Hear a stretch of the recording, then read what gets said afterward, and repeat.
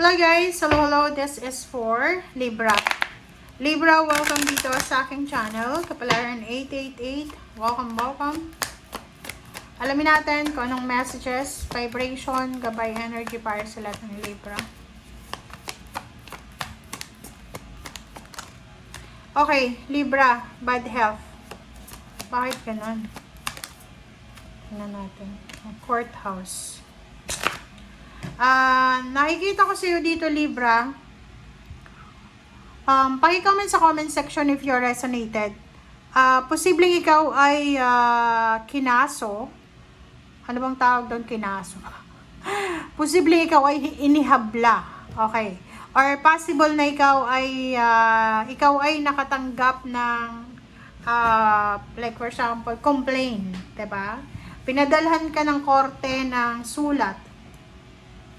Pinadalhan ka ng korte ng summons. Tama ba yun? And nag-alala ka. Pwedeng may high blood ka, may anxiety ka, may depression ka.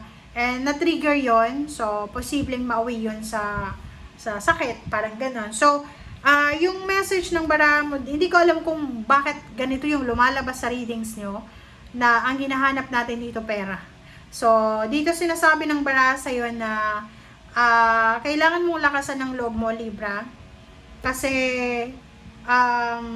because of stress, because of depression or anything na nagbibigay sa'yo ng worries, ay posibleng bumaba yung immune system mo.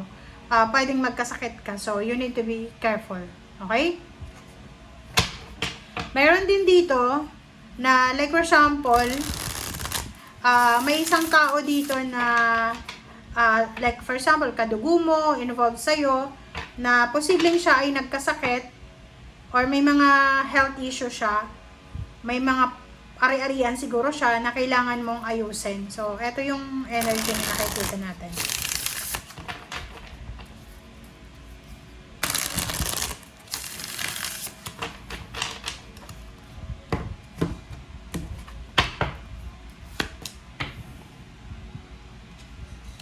Okay, Seven of Pentacles,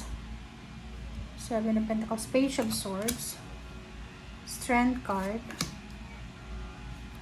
Six of Cups. Okay. Sa ilalim mo dito, Three of Swords and Hermit. So, nakikita ko sa'yo dito, Libra, yung energy mo ay parang pareho lang siya ng Aries. Okay, so maybe you are concerned with the Aries or with the Leo or with the Sagittarius or any zodiac signs. So kung makikita mo dito, may mga bagay-bagay, it's either emotion or financial, na nagbibigay sa'yo ng worries.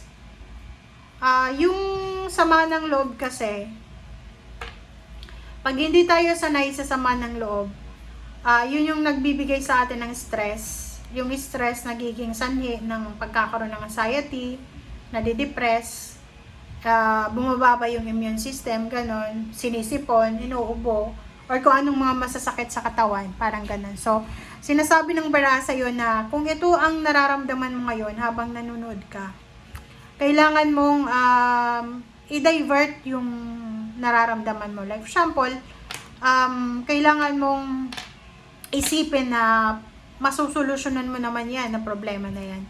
And yung pag-iisip mo, yung overthinking, overanalyzing, ay hindi naman yan makakabuti. Hindi naman yan magdadala ng positive result dyan sa mga issues mo. Parang ganun. Kumbaga, hanapan natin ng kaliwanagan ang lahat ng madidilim sa buhay natin. Solution ba? Okay, Seven of Pentacles, Page of Swords, Strength, Six of Cups, Queen of Pentacles. So, kung makikita mo dito, Libra, posibleng ikaw ay may mga financial needs or financial problems and kailangan mong kailangan mo ng tulong. So, parang nagwi-wish ka or naghahanap ka, namumroblema ka kung sino ba yung taong makakatulong sa'yo, lalo na kung yung problema mo ay tungkol sa finances. Yung Page of Swords na to, sinasabi ng baraha sa'yo na kinakailangan mong maging malakas, kinakailangan mong maging courageous, kasi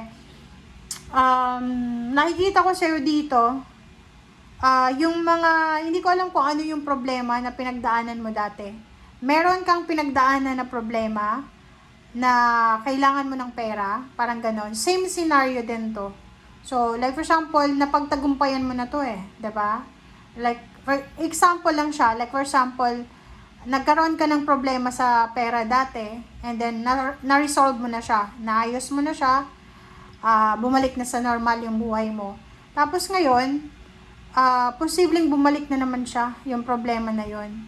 Matrigger na naman, mamumroblema ka na naman, babalik sa dati, yung stress mo sa salapi, na para ka na namang naghahabol ng pera, parang ganun. So, you need to be strong, you need to be courageous, and you need to be strong.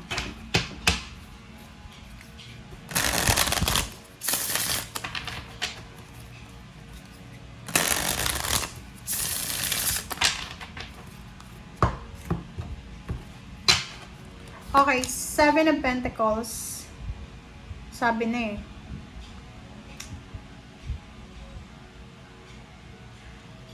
Sinasabi ng baraha sa'yo dito, Libra, na hindi ka sigurado kung anong mangyayari sa kinabukasan.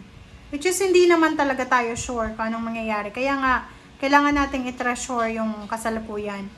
But in your case, nakikita ko sa'yo dito na kinakailangan mong maging positibo. Masayahin ka naman, di ba? Balanse ka. So, as much as possible, kung halimbawa yung problema na pinagdadaanan mo ngayon, na pagdaanan mo na dati, isipin mo na lang na mapagdadaanan mo rin yan. 'Di ba? Mare-resolve mo din yan. Okay.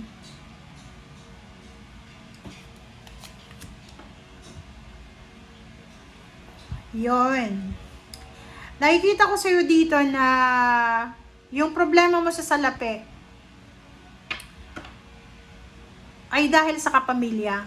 Pwedeng yung kapamilya mo ang may problema sa pera. Pero ikaw yung kailangan na maghanap ng solusyon. Sobrang mahal na mahal mo yung pamilya mo eh. Kung makikita mo dito, lahat gagawin mo eh. Sasacrifice mo lahat. Yung Five of Pentacles dito, nakikita ko sa'yo dito na dahil to sa pagmamahal mo sa pamilya mo. Oh, 'di ba? Babalik yung dati mong buhay na multitasker ka. Overworking. Yung parang trabaho sa gabi, trabaho sa umaga, parang ganun. So, nako. Five of Swords, sinasabi ng baraha sa'yo, Libra, na huwag mong papasanin yung mga obligations ng ibang tao. Huwag mong kukunin yung mga duties and responsibilities ng mga taong mga healthy pa naman. Like for example, kung ikaw ay breadwinner, tapos yung mga kapamilya mo malalakas, matataba, wala naman silang mga sakit, huwag mo nga akuin yung pagiging breadwinner. Okay? Kailangan mo daw i-give up yung sobra-sobra mong pagmamahal sa pamilya. Kasi kung makikita mo dito yung Ten of Cups, tsaka Five of Pentacles, Ten of Wands, Five of Swords, ang sinasabi ng barahan na yan na yung pagmamahal mo minsan nakakalason. Yung pagmamahal mo nagiging konsente para sa mga kapamilya mo. Hindi ko alam kung bakit ganun lumabas sa bibig ko.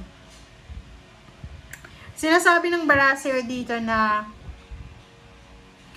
sa sobrang kabaitan mo, parang binibigyan mo sila ng lisensya para abusuhin ka. Please comment down below, Libra, if you resonated. Kasi ilang beses mo na siyang pinagdaanan, di ba? Nasa Six of Cups ka eh. Kaya nga, sabi ng baraha sa'yo dito na babalik yung dating sitwasyon, na pagdaanan mo na, na-resolve mo na, naayos mo na. So, parang magbabalik tanaw ka lang sa kung ano yung ginawa mong actions para ma-resolve yung issue na to.